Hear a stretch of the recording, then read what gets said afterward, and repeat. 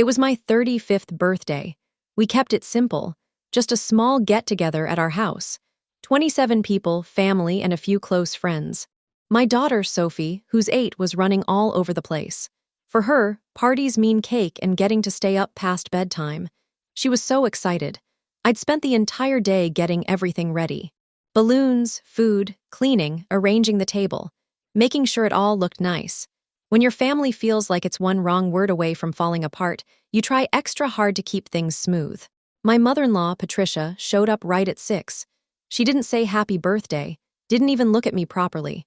She walked straight past me and into the kitchen, where she immediately started pointing out what was wrong with the cheese board. My husband, Mark, trailed in behind her, nodding like he always does. I let it go, I always let it go. It's easier than starting something. For a while, the party was actually fine. People were eating, laughing, catching up. Sophie was proudly showing her grandmother a drawing she'd made at school. I was in the dining room topping off drinks when I heard Patricia's voice from the living room. Loud. Clear enough for everyone to hear. "That's not true, your mother is lying." Everything went quiet. I walked into the living room. Everyone was staring at Patricia and then at me. "What?" I asked. Patricia turned toward me. "Sophie just told me you said I never come to her school events. That's a lie." Sophie was standing next to her grandmother, completely still. Her face had gone pale. "I didn't say that," I replied carefully. Then I looked at Sophie. "Sweetheart, what did you tell Grandma?" Her voice was barely above a whisper. "I just said you were sad that Grandma missed my school play last month. I didn't say never." Patricia's expression changed instantly. Hard, cold. "You're teaching her to twist things to make me look bad," she said to me. "You've always done that, always made me the villain." "I've never said anything like that," I answered. I kept my voice steady, calm. "Sophie was just telling you how she felt. She's 8. Patricia shook her head. "She doesn't feel things like that unless someone puts those ideas in her head." She turned and looked around at everyone standing there. "This is what she does," she said, gesturing toward me. "She manipulates. She lies. She makes me look like some terrible grandmother when all I've ever done is try to help this family." Mark stepped forward a little. "Mom, maybe we should." "No," Patricia cut him off. "I'm done staying quiet. She's been turning this family against me for years, and I'm not putting up with it anymore." I looked at Mark, just waiting for him to say something. To tell his mother she was going too far, to stand up for me even once. He just stared at the floor. "Patricia," I said carefully, "I think you're overreacting." Sophie was just, "Don't," she snapped. "Don't you dare tell me I'm overreacting. You've been undermining me since the day Mark married you." I could feel the mood in the room change. Conversations had stopped. A few people were shifting in their seats, like they weren't sure if they should step in or quietly leave. And then Mark spoke. Not to his mother, to me. "Why do you always have to start something?" I just stared at him. "I didn't start anything." "You told Sophie my mom never comes to her events," he said, his voice getting louder. "You knew that would get back to her. You knew it would cause a scene." "I didn't say never," I replied. "And even if I had, that's a conversation between me and Sophie. It's not something I should be accused of in front of everyone at my own birthday party." Mark's jaw tightened. "You always do this. You play the victim. You make everyone feel sorry for you." "I'm not playing anything," I said. "Your mother just called me a liar in front of our daughter and 27 guests. I'm allowed to defend myself." "There you go again," Mark shot back. "Defending yourself, making it about you." And then he lifted his hand and slapped me across the face. The sound echoed in the room. People gasped. Chairs scraped against the floor. Someone shouted, my cheek burned. My ear was ringing, Sophie screamed. And then I laughed. Not some hysterical, loud laugh. Just a short, sharp laugh that came from deep inside. The kind of laugh that comes when something so completely absurd happens that your brain has no other way to respond. Mark stared at me like I'd lost my mind. "What are you?" he asked. "I'm done," I said, my voice steady, clear. "Everyone out, now." "You can't kick people out of your own party," Patricia said. "Yes, I can," I replied. "It's my house." "My party." "My face, your son just hit me. Get out." Patricia opened her mouth, then shut it, looking at Mark. He was staring at his hand like he couldn't believe what he'd just done. I glanced at my best friend, Monica. She was already moving quietly, guiding people toward the door, calm and efficient. Within 5 minutes, the house was empty except for me, Sophie, Mark, and Patricia. Sophie was in the corner, crying. I scooped her up and held her close. Go to your room, baby, lock the door. Don't come out until I tell you. She pressed her face to my shoulder, nodded, and ran upstairs. I heard her door close, the lock click. I turned to Mark and Patricia. You made a mistake tonight, I said. Don't threaten me, Mark said. I'm not threatening you, I replied.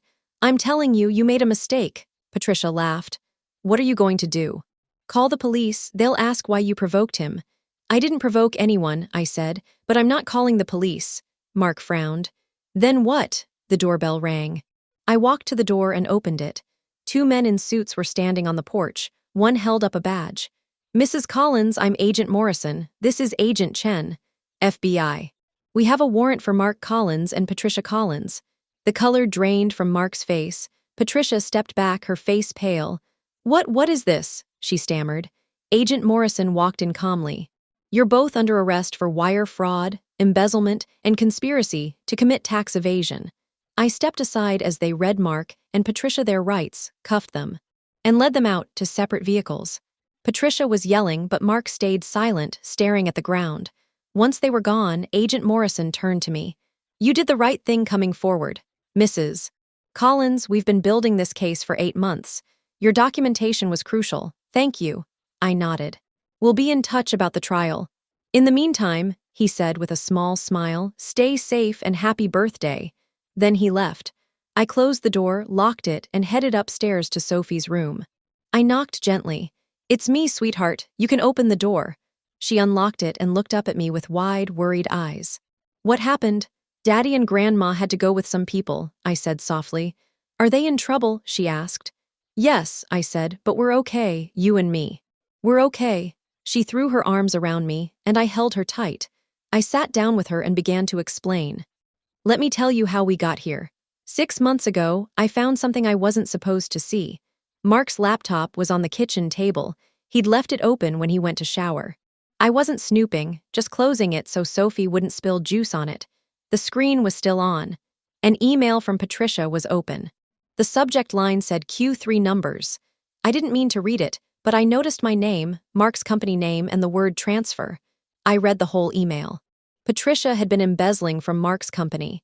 And Mark, he knew he was helping her.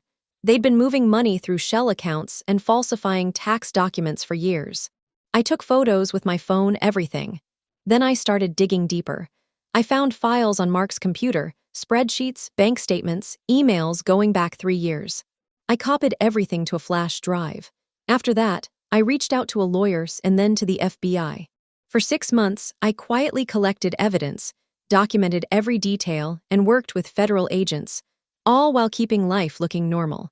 Making dinner, helping Sophie with homework, going to family dinners where Patricia glared at me like I was dirt. I knew eventually they'd push me too far. I didn't expect it to happen at my birthday party, but when it did, I was ready. The trial lasted 4 months. Mark pleaded guilty and got 7 years. Patricia fought it but was sentenced to 12. The divorce went through while Mark was in prison. I got full custody of Sophie, the house, everything. Sophie asks about her dad sometimes. I tell her the truth, that he made bad choices and now has to face the consequences, that she can write to him if she wants, but so far, she hasn't. Patricia sends letters from prison too. I don't open them, I just throw them away. It's been 2 years. Sophie is 10 now, thriving, happy. She doesn't flinch when people raise their voices anymore, doesn't shrink when adults argue. Last week she asked me about that night. Mom, why did you laugh when Dad hit you? I paused. Then I said, because I knew something he didn't. What? That I was already winning. Sophie smiled. Good. This year my birthday was different, just me and Sophie. Quiet dinner, a movie, and cake from our favorite bakery. No guests, no drama, just us. She made me a card that said, to the bravest mom in the world. Thank you for protecting me. I cried, the good kind of cry. So tell me, did I do the right thing or should I have handled it differently? Let me know in the comments. And if you enjoyed this story, subscribe to Echoing Heart Tales for more. I'll see you in the next one.